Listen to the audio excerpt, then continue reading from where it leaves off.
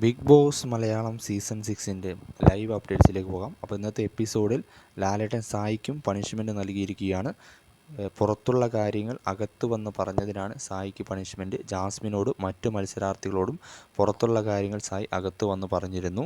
അതിൻ്റെ പേരിലാണ് ഇപ്പോൾ സായിക്ക് പണിഷ്മെൻറ്റ് ലഭിച്ചിരിക്കുന്നത്. സായിക്ക് ലാലേട്ടനും ബിഗ് ബോസും നൽകിയിരിക്കുന്ന പണിഷ്മെൻറ്റ് ഒരാഴ്ച, അതായത് അടുത്ത ആഴ്ച നേരിട്ട് സായി നോമിനേഷനിലുണ്ടാകും. അതുപോലെ തന്നെ അവരുടെ ലക്ഷറി പോയിൻ്റിൽ നിന്ന്, മത്സരാർത്ഥികളുടെ മുഴുവൻ ലക്ഷറി പോയിൻ്റിൽ നിന്ന് 1000 പോയിൻ്റ് പോകും. ഈ രണ്ട് പണിഷ്മെൻറ്റുകളാണ് സായിയുടെ പ്രവർത്തനത്തിൽ ബിഗ് ബോസും ലാലേട്ടനും നൽകിയിരിക്കുന്നത്. അങ്ങനെ സായി അടുത്ത ആഴ്ച നേരിട്ട് നോമിനേഷനിൽ വരും. അതുപോലെ തന്നെ 1000 പോയിൻറ്റും നഷ്ടമാകും. പുറത്തുള്ള കാര്യങ്ങൾ ജാസ്മിനോടും അതുപോലെ തന്നെ മറ്റു മത്സരാർത്ഥികളോടും സായി പറഞ്ഞു കൊടുത്തിരുന്നു.